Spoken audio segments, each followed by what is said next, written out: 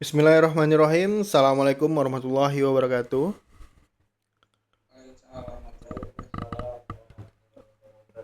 Terima kasih kepada rekan-rekan mahasiswa Universitas Cyber Muhammadiyah yang sudah hadir pada mata kuliah kriptografi.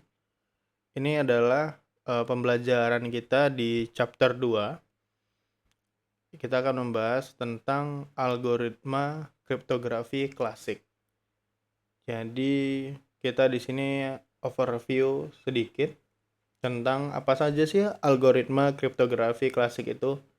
Untuk lebih lengkapnya ada di modul, bisa diakses di LMS. Baik, saya sebagai dosen pengampu mata kuliah kriptografi akan memberikan penjelasan sedikit tentang apa saja algoritma kriptografi klasik tersebut. Oke, pada bagian ini ada sekitar 5 ya. Saya di sini ada 5 algoritma klasik kriptografi nih. Kita nanti akan membahas tentang namanya Caesar Shipper. Jadi Caesar Shipper ini adalah algoritma klasik yang bisa menjadi fundamental rekan-rekan untuk mengerti tentang kriptografi itu. Kemudian ada teknik Playfair. Kalau teknik Playfair ini dia udah agak berat ya. Ini udah agak berat, tapi nanti akan saya bikinkan video khusus untuk mengerti bagaimana crypto Playfair ini. Kemudian ada matrix encryption. Nah, matrix encryption ini udah dikasih clue nih bahwa enkripsi menggunakan algoritma ini berhubungan dengan matriks. Jadi pada algoritma pemrograman mata kuliah di semester 1 ini kita belajar nih ada tentang matriks di bahasa pemrograman. Nah, ternyata matriks itu menjadi sebuah algoritma untuk mengenkripsi di dalam kriptografi. Kemudian ada namanya Vigenère Shipper. Nah, Vigenère ini adalah nama orang yang menemukan algoritma kriptografi. Nah, kemudian dikembangkan lagi, namanya adalah Vernam Shipper. Ini adalah seorang penemu lagi. Jadi pengembangan dari si penemuan Vigenère. Nah, si Vigenère ini dia mengambil konsep dari algoritma Caesar Shipper. Nah, Caesar Shipper terus berkembang ke Vigenère Shipper, kemudian dikembangkan lagi menjadi Vernam Shipper.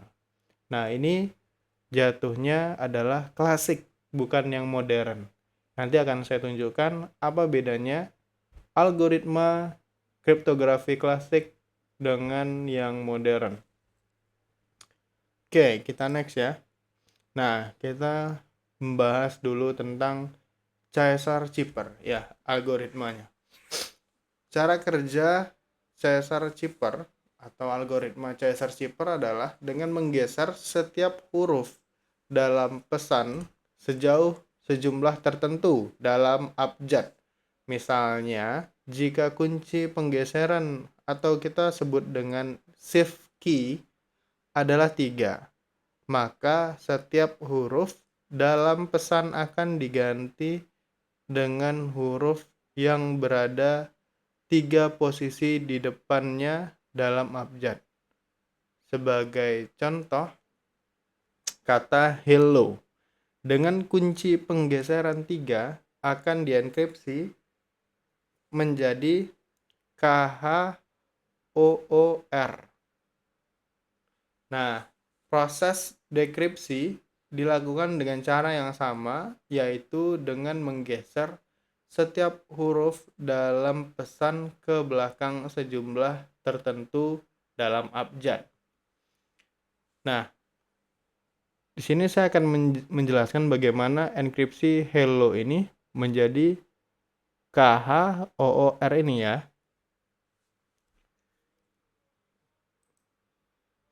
Nah, ini adalah penjelasannya ya. Bisa dilihat. Tadi dia menggeser sejumlah 3 ya. Bisa dilihat ya di sini ya. Dia bilang shift key-nya penggeseran 3. 3 dari abjad. Jadi kalau kita mulai dari A, gesernya A ini kalau dienkripsi jadi D. Seperti itu. Nah, ini udah ada nih ya. Ini ada penggunaan jika penggeserannya adalah 3. Contohnya gimana, Pak? Nih, contohnya ya.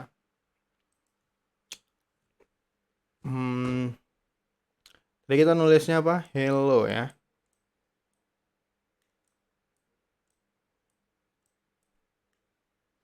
Hello. Sekarang saya mau tanya sama Pak Iqbal. Pak Iqbal. Halo. Ya, halo Pak. Pak Iqbal. Ini kan saya udah liatin nih. Kalau kita mau enkripsi hello, katanya di shift key-nya, Pak. Untuk kita mengenkripsi, ada istilahnya ada shift key. Shift key-nya 3. plus 3 ya. Dari abjad nih. Berarti H ini digeser 3 dalam abjad berapa, Pak? Yang atas atau yang bawah atau yang atas, Pak? Yo, yang Bawah ini ya. dong, yang bawah dong. 1, 2, 3 N. Hah? K ya. Nah, iya. Ini ya. K K ya. berarti ya, Pak. Nah, ini enkripsinya, Pak, karena dia udah digeser. K. Nah, ini konsepnya yang di sini ya. Konsepnya ini ya. Nih, jadi dia digeser. Kalau A digeser 3. A digeser 3. 1, 2, 3. Jadi Ya, gitu ya. Nah, jadi di sini K. Kalau E, Pak Iqbal, jadinya apa?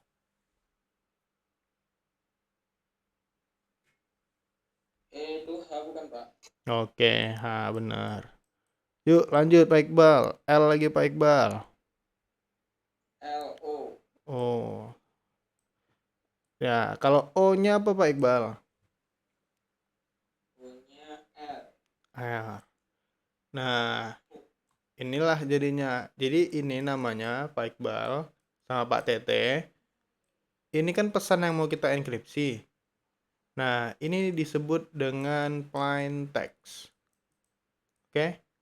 Plain text itu kalau ditanya nanti apa plain text? Plain text itu adalah teks yang akan dienkripsi. Nah, kalau ini jadi ini apa namanya berarti? Pak Iqbal.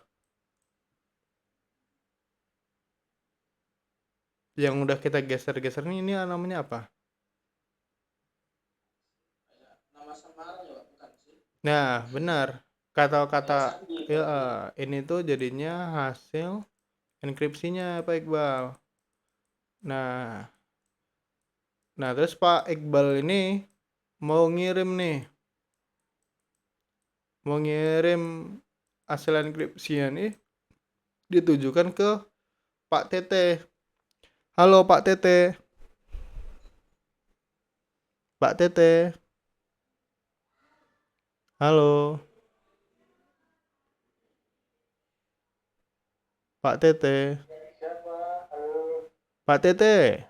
Saya mau tanya Pak Tete, ini kan sudah dienkripsi nih sama Pak Iqbal ya.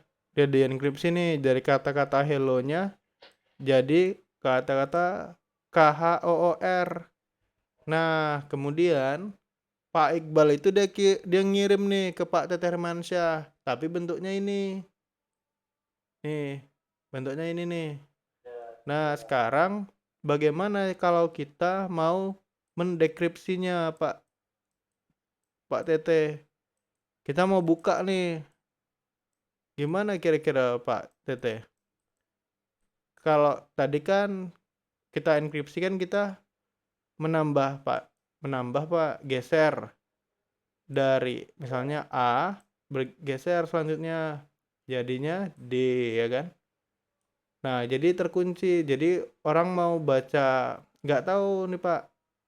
Oh, ternyata ini D ini adalah A maksudnya gitu. Nah, kira-kira dekripsinya diapain Pak? Kalau di enkripsi tadi +3, kalau di dekripsinya berarti? -5 ya Pak. Wah, kok -5 jauh tuh Pak? -5. Kan +3. Kalau dekripsinya?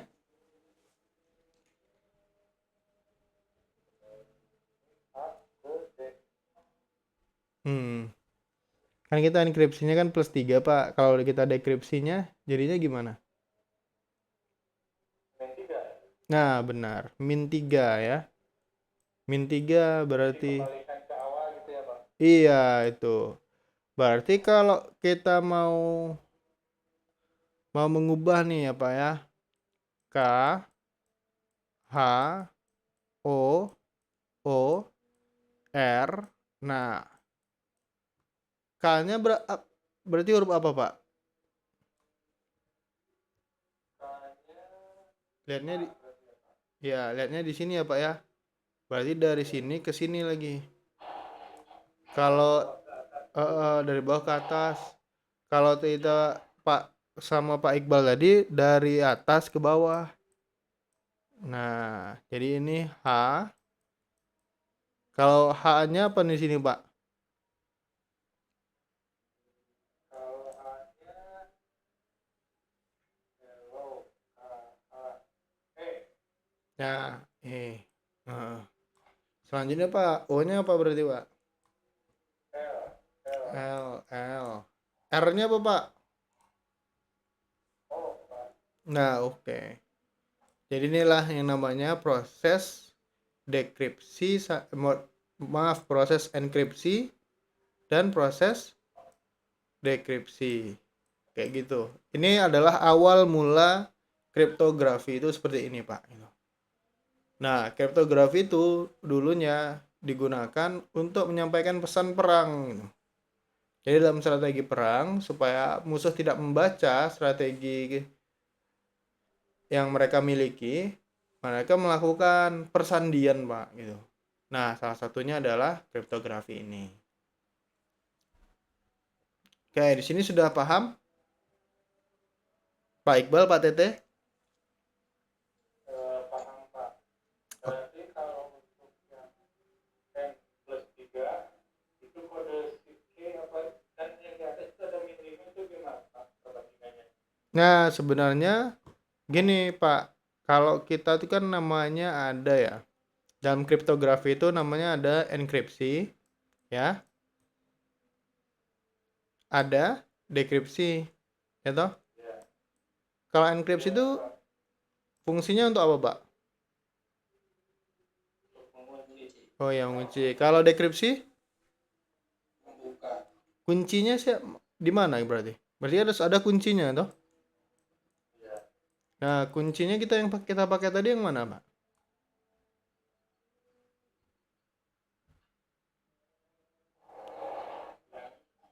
Yang bawah Pak.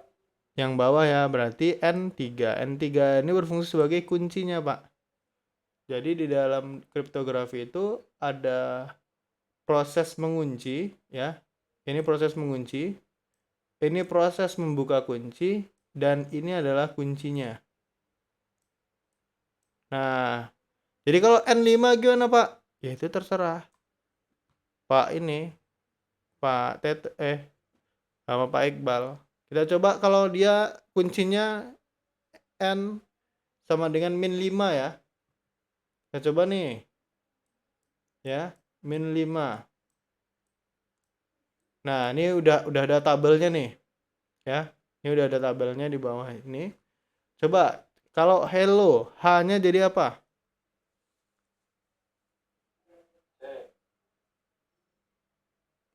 C. C bukan. Ya, C. Yuk, E-nya jadi apa? Apa Pak? Z, Pak. Z? Oke, Z. Terus L-nya apa? G, G. L-nya G. Oke, G. Yuk, lanjut. O-nya Z. J ya. Nah, gitu. Inilah hasil enkripsi hello dengan kunci min 5. Oke? Gitu caranya. Kemudian kalau kalau kita mau dekripsi gimana? Kuncinya jadi apa, Pak? Plus 5. Nah, ya, plus 5. Jadi kalau kita tadi dari atas ke bawah untuk proses enkripsi, kalau kita mau dekripsi berarti dari bawah ke atas. Seperti itu. Ya. Jadi kayak kita mainan ini loh. Kayak kunci berangkas. Kunci berangkas yang diputer, tahu yang di film-film itu? Itu kan diputer kayak gini. Di apa? Ya diputer gini loh. Buat apa? Untuk menentukan gitu loh. Yang mana yang tepat gitu loh. Nah gini ya, hanya ini gitu kan. Ceklek gitu, kalau bener dia ngasih kode, oh ini bener. Tek gitu loh. Terus putar lagi, mana E-nya gitu. Nah gitu. Nah sampai sini paham? Pak Iqbal, Pak Tete? Nah, oke. Oke, kalau sudah gitu kita next ya. Nah, di sini ada lagi. Kalau tadi itu eh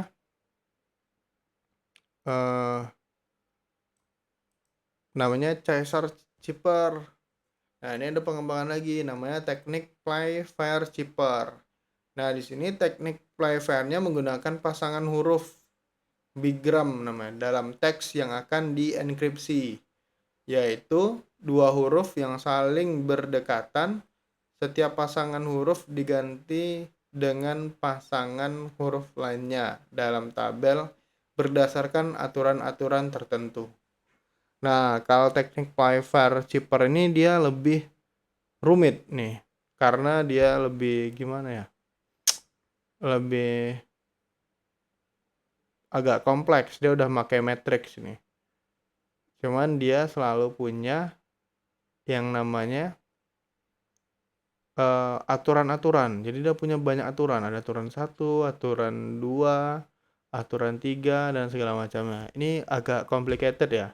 Dan ini next saya bahas di video pembelajaran aja. Karena dia gini, modelnya ya. Ini agak lama waktunya kalau kita bahas si play chipper ini. Misalnya kita punya kunci ya. Kuncinya kita mau bikin nih pakai kata-kata ya. Misalnya aku suka apel misalnya. Nah, kalau di teknik play chipper ini dia tidak boleh, kunci itu nggak boleh ada huruf J. Huruf J sama dengan nggak ada, nggak boleh. Jadi untuk kunci itu J ini, huruf J nggak boleh ya. Jadi jadinya kuncinya dan tidak boleh ada perulangan. Misalnya ini kita udah pakai A, sini A, ya kan? A, K, aku ya. S ada. U-nya udah disebutkan kan? Di sini udah ada ya. Jadi nggak boleh. U-nya nggak boleh ditulis. K, K ini ada nggak? Sebelumnya ada. Nggak boleh ditulis. Ini nggak boleh ditulis. Ini nggak boleh ditulis. A udah ada ya. Berarti A nggak boleh ditulis. A nggak boleh ditulis. P, tulis P. E ada sebelumnya? Nggak ada. tulis L, ada? Nggak ada. Nah, nih. Kemudian setelah kamu buat kayak seperti ini, lihat nih, A, K, U, S, P, E, L. Baru diurutkan sesuai abjad Pak Iqbal. Yang nggak ada lagi apa? B, ya. C, D, E udah ada. F, G, H, I, J nggak boleh. K udah ada. L udah ada. M, N, O, P udah ada. Q, R, S udah ada. T, U udah ada. V, W, X, Y, Z. Ya, begini ya. Nah, kalau udah kayak gini, kemudian kita masukkan ke dalam tabel. Tabelnya ukurannya adalah 5 kali 5. Nah, masuk ke sini. Kemudian kita masukkan A, K, U, S, P, ya. Terus masuk lagi sini. E, L, B, C, D, F, ya.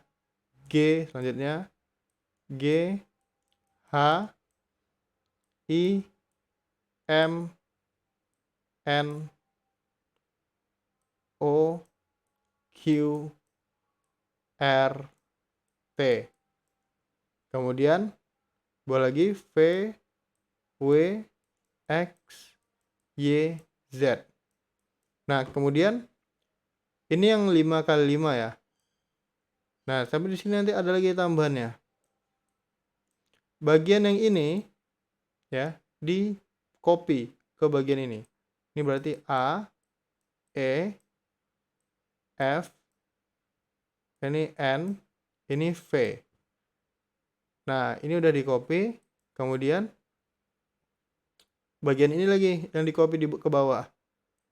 A, K, U, S, P.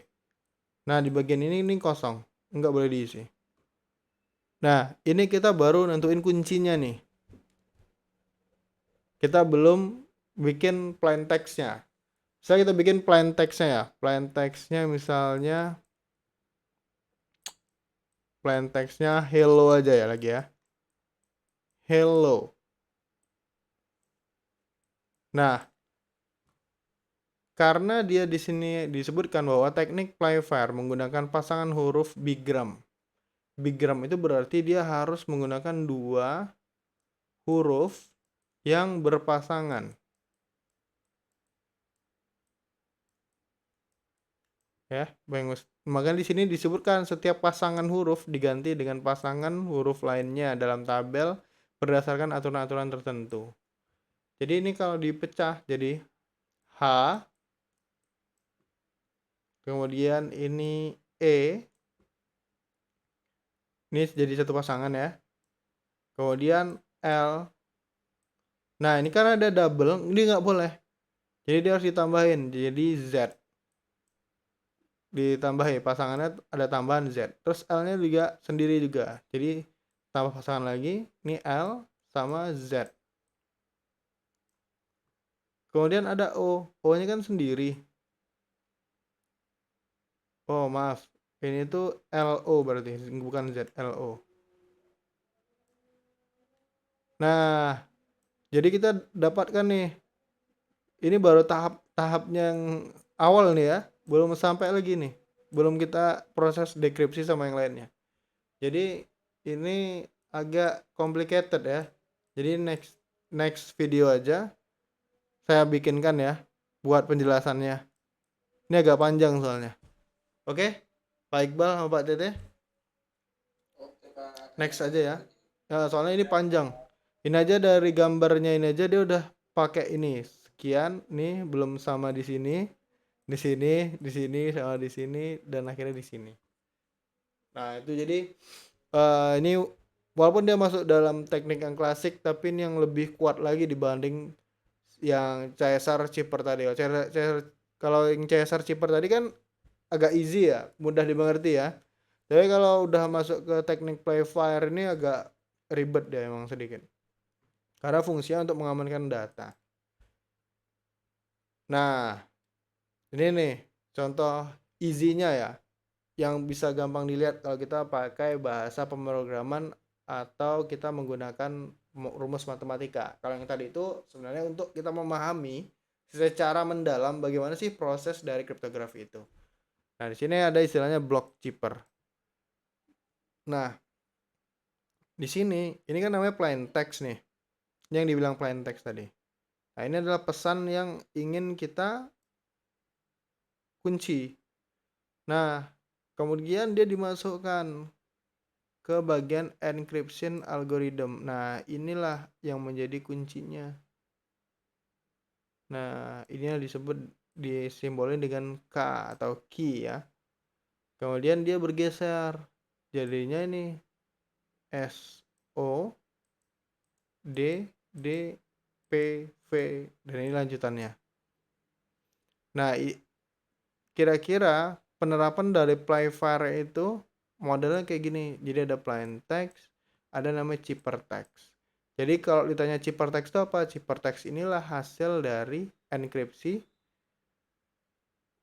plain text dengan kunci. Jadi plain text, jadi sebenarnya plain text ini ya, saya singkat dengan PT, itu ditambahkan dengan kunci.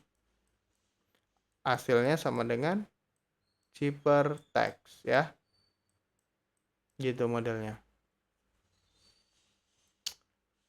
Oke, next. Kita bahas tentang matrix encryption ya. Matrix encryption adalah sebuah teknik kriptografi modern yang menggunakan matrix sebagai kunci untuk mengenkripsi dan mendekripsi pesan. Teknik ini merupakan salah satu bentuk dari kunci simetris. Nah, ini ada dia menyinggung tentang kunci simetris atau symmetric key cryptography, di mana kunci yang sama digunakan untuk mengenkripsi dan mendekripsi pesan. Dalam matrix encryption, pesan yang ingin dienkripsi dibagi menjadi blok-blok yang lebih kecil, dan setiap blok tersebut diubah menjadi bentuk matriks yang sesuai dengan ukuran kunci enkripsi. Setelah itu, matriks pesan dienkripsi dengan matriks kunci melalui operasi matematis tertentu, seperti perkalian matriks. Salah satu kelebihan dari matrix encryption adalah bahwa teknik ini dapat menghasilkan tingkat keamanan yang lebih tinggi dibandingkan dengan teknik enkripsi klasik seperti Caesar Chipper atau Playfair Chipper. Nah, tadi udah lihat sendiri ya perbedaan Caesar Chipper sama Playfair Chipper. Padahal kita udah masuk Play Chipper itu udah agak rumit gitu loh. Udah main matrix kan. Nah, ini pengembangannya lagi gitu. Lebih sulit lagi gitu. Hal ini karena ukuran kunci yang digunakan dalam matrix encryption biasa lebih besar dan kompleks sehingga sulit bagi pihak yang tidak berwenang untuk membobol pesan yang dienkripsi. Nah, kemudian kita next dulu nih ya. Nanti saya kasih tahu contohnya modelnya seperti apa. Nah, di sini kita membahas tentang algoritma yang keempat, yaitu Vigenère Chipper. Adalah salah satu teknik kriptografi klasik yang menggunakan pola pengulangan kunci untuk mengenkripsi pesan. Teknik ini dikembangkan oleh seorang ahli kriptografi asal Prancis yang bernama Blaise de Vigenère pada abad ke-16. Salah satu kelebihan dari Vigenère Chipper adalah bahwa teknik ini memungkinkan penggunaan kunci yang lebih panjang dan kompleks sehingga sulit bagi pihak yang tidak berwenang untuk membobol pesan yang dienkripsi. Nah, kelemahannya teknik ini adalah pola pengulangan kunci yang digunakan, sehingga pola ini dapat dipecahkan oleh pihak yang memiliki kemampuan kriptoanalis yang tinggi. Untuk meningkatkan keamanan Vigenère Chipper, beberapa teknik telah dikembangkan, seperti penggunaan kunci acak, variasi kunci yang berbeda untuk setiap blok pesan, atau menggabungkan dengan teknik enkripsi lainnya. Seperti itu ya. Nah, jadi contohnya si Vigenère Chipper ini dia melakukan pengulangan. Contohnya misalnya D, E sama F. Ini kan huruf abjad. Diberikanlah sama dia angka 4, 5 sama 6. Nah, karena dia memiliki pengulangan kunci, jadi D ini untuk abjad abjad selanjutnya itu dikalikan 10 gitu. Kalikan 10 ini maksudnya dia untuk menggandakan gitu. Jadi lebih besar. Nah, jadi 4, 40, 400 seperti itu. Nah, kemudian di sini juga ada nih tabel-tabelnya. Nah, bagaimana sih Vigenère ini melakukan perkalian lipat gitu. Tergantung siapa yang membangunnya kayak gitu. Dan penerapannya di aplikasi mana. Oke, nanti saya jelasin lebih detail lagi ya. Intinya dari Vigenère Chipper ini dia itu ya melakukan penguncian atau melakukan enkripsi. Kunci yang digunakan buat enkripsi itu dia melakukan perulangan yang berulang-ulang gitu. Nah, nanti saya lebih detailkan seperti apa. Kita lanjut di Vernam Chipper.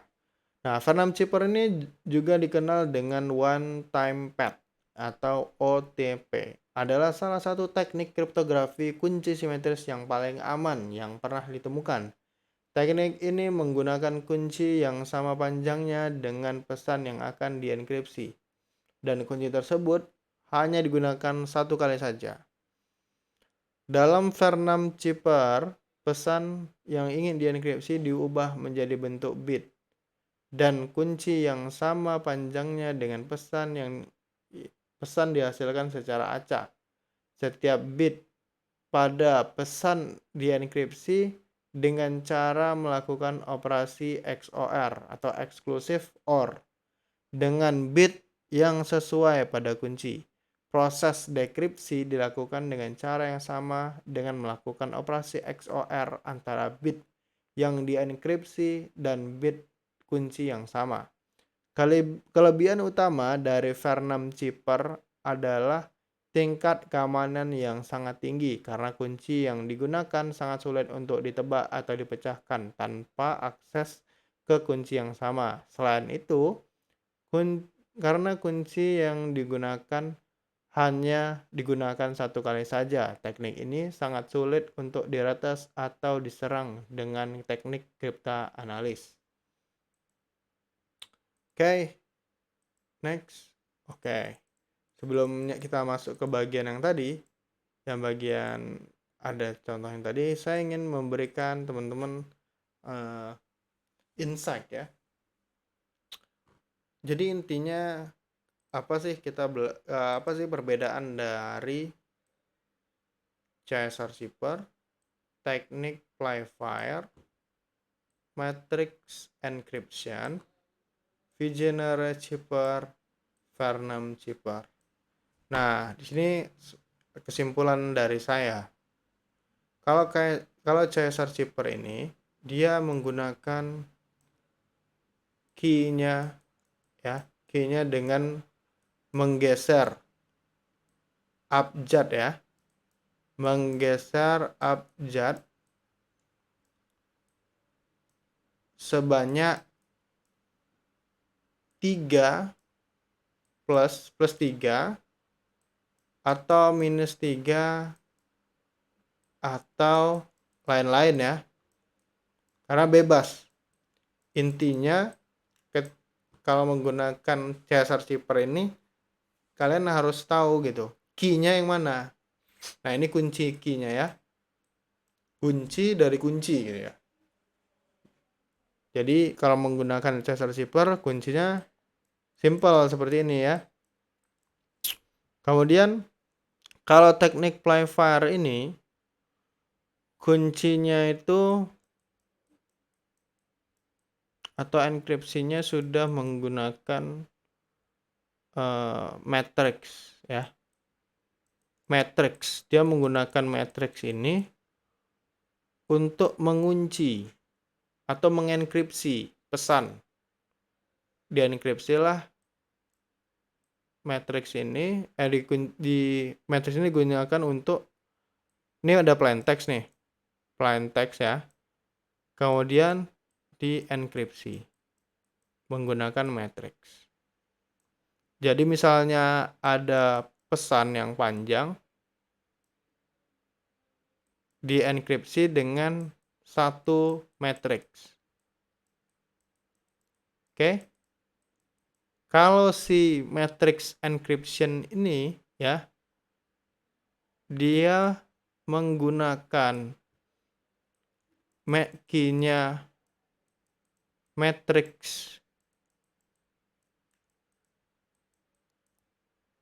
tapi untuk per kata ya, per kata di plain text.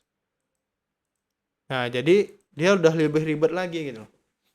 Misalnya kalau tadi ini plain text-nya adalah hello, ini cuma satu. Ini juga PT-nya cuman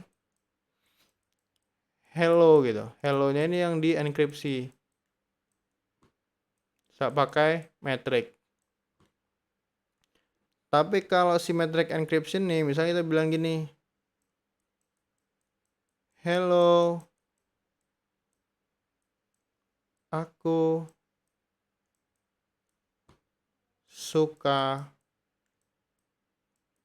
apel.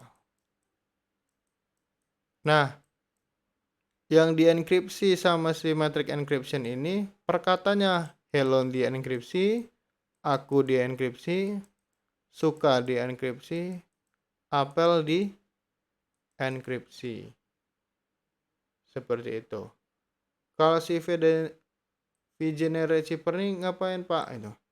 Dia ini kerjanya adalah melakukan pengulangan kunci. Jadi kunci ini diulang sama dia. Pengulangan kuncinya maksudnya gimana? Misalnya kalau ya si matrix encryption ini kan dia kuncinya per kata. Nah, misalnya ada misalnya katanya ya, ada kata yang pertama, ada kata yang kedua, ada kata ketiga.